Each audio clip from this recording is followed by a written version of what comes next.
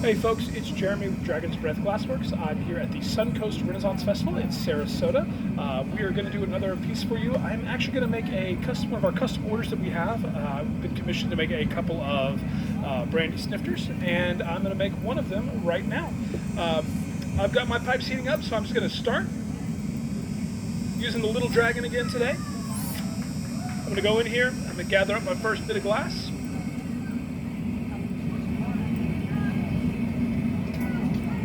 Now for this particular color pattern, we're going to put some blue around the neck and lip of the piece, but keep the bowl clear. That way you can get a nice good look at your,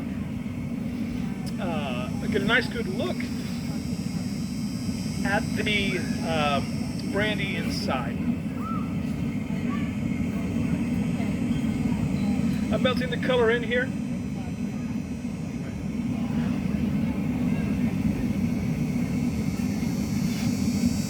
I'll give it a little bit of movement.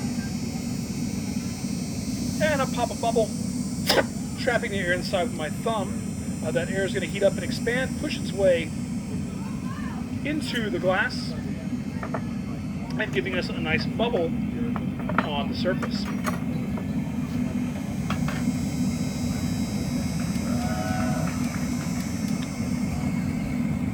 I was a little rushed there, and so I ended up pushing that bubble out off center.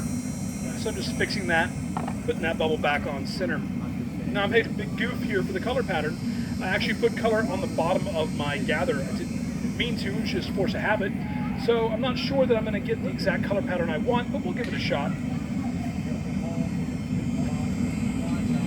In a moment, I'm going to go back into the furnace, gather up the next gather of glass. The nice thing about doing pieces like this is Brandy Snifters are popular enough that if this doesn't work out, I'll just put it on the shelf and make it again. So I'm going to go back in the furnace, get my next gather of glass,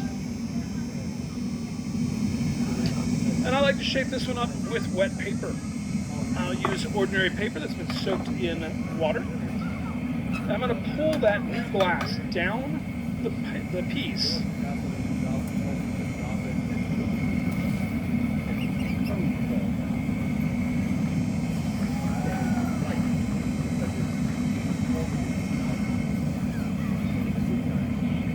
And leave that nice big clear patch on the bottom. Now I can already guarantee you that I'm not going to get the color pattern I had set out to get.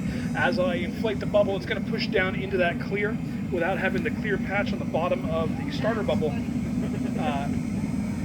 It's going to push and fade that color down into the second gather, which was not planned, but we'll still make this into a Brandy Snifter anyway. I'm warming the whole thing back up. I've added a hose so I can go into the furnace, or so I can blow, while using tools at the same time.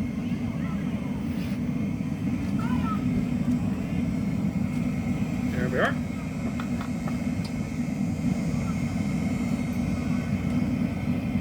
I start by squeezing in my jack line, and then angle out the blades.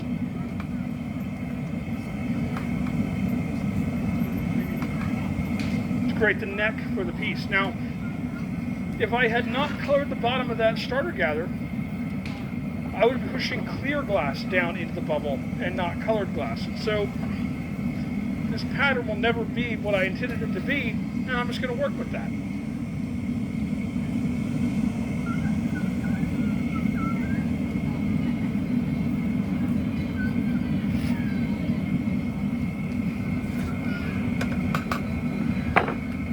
Blow into a block.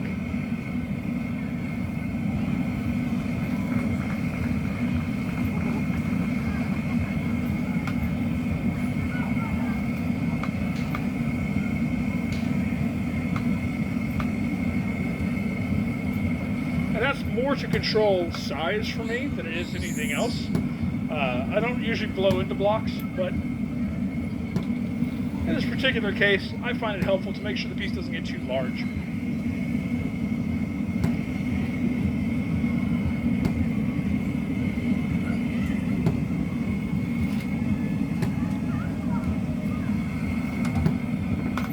Stretch out that neck some more.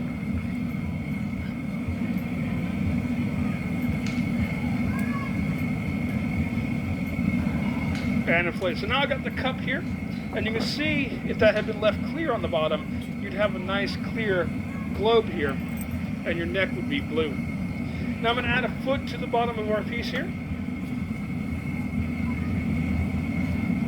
Got a piece of graphite that I like to drop my feet on. I find the graphite pulls less heat away from the piece than steel does. So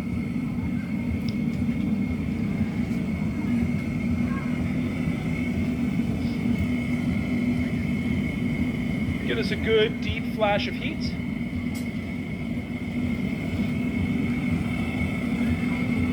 I'll hang that up.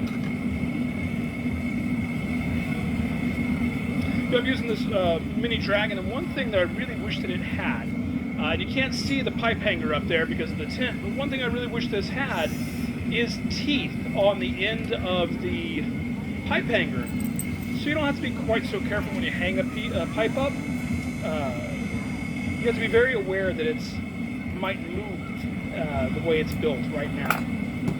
So that's a change I might make. So I like to compress these feet, push that down, just rounds them out a little bit, makes them a little flatter.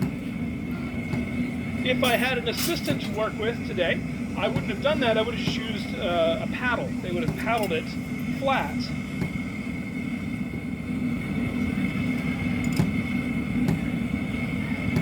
Fusing those together and heating it up. Now that foot didn't go on perfect, and that's okay. I'm going to push it back into place. It doesn't have to be perfectly centered for the piece. It's a cup. You're not going to display it on a turntable, but I'd like it to be closer than it is. So push that on center. That's better. Flaring it out.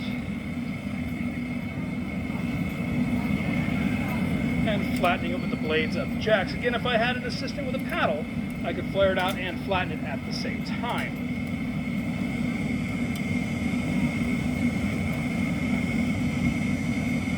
Alright, it's time to transfer this off of the pipe and work on the other end. For that, I'm going to need a punty.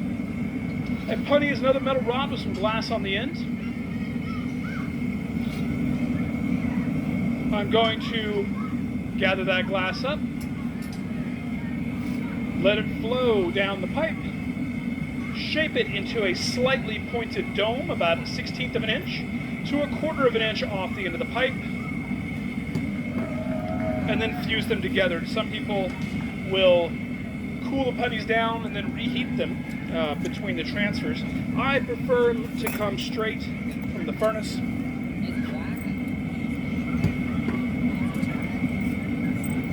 So centering that up. A little drop of water on the jack line will create stress, a gentle tap, and it pops right off. Now, because I always plan on trimming these, I don't really care if the lid breaks off slightly uneven.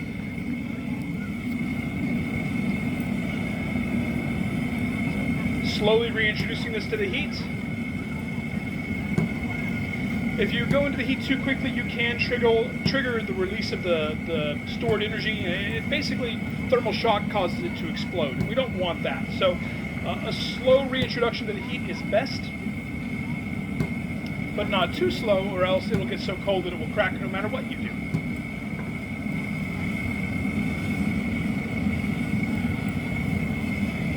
Now, how long this reheat takes depends on a lot of things: the thickness of the glass, the colors you're using, the temperature of the furnace. All of that matters.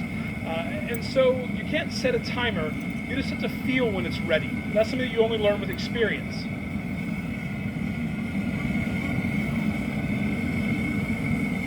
I hear frequently that people wish they had the talent that I had and they could do this. And the truth is, you can. Anyone can learn how to blow glass. You just have to be able to spend the time to learn how. It takes a lot of time focused on learning the process. I'd say that, generally speaking, if you practice for 40 hours a week for 3 years, you'll be okay at it. I've been doing this for about 15 years, and at this point I consider myself to be pretty good. There's a lot of people who are really great, and they've been doing it for a long, long time.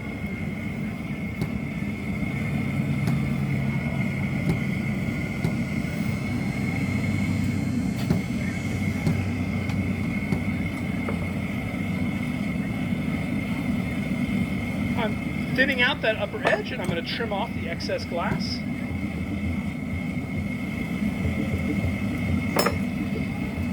And then just sort of cleaning up the trim line.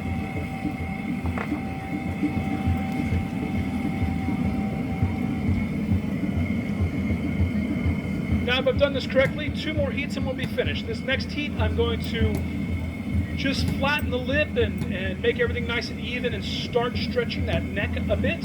And then on the next heat, we'll finish opening the whole thing up. Sometimes I can get this step done in 1 heat, but it's really not a great idea to force the glass to move when it doesn't want to. You will usually end up with your piece on the floor if you try to do that, which at this point would ruin it. So we're going to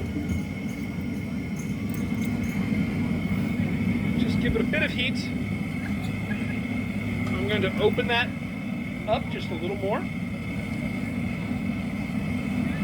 flattening it out, and then go inside with the blades of the jacks, letting them open up as I do so.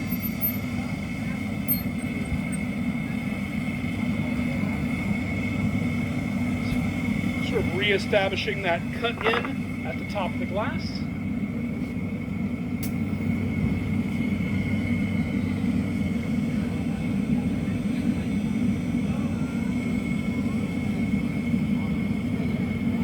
And now 1 more heat to finish opening it up.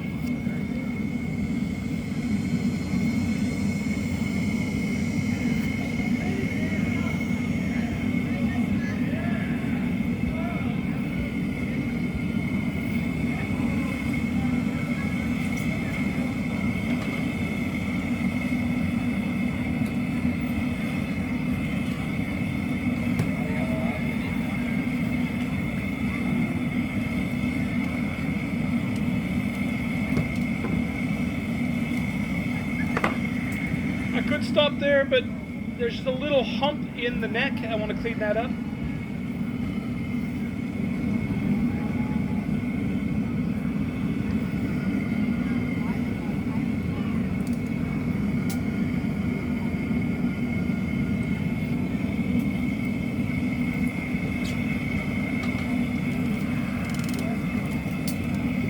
This step would be a lot easier with someone to paddle, but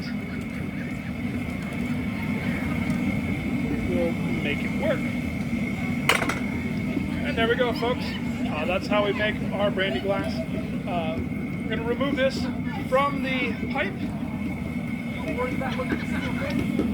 using a very special tool.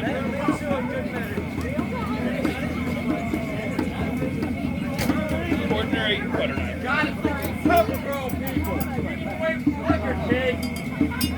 Little tap and it pops right off. So, at the end of this is going to go into an oven to cool down, a 925 degree oven. So I'm going to put on a glove. This piece is still right around 1,000 degrees. I'm going to put this into the oven to cool overnight.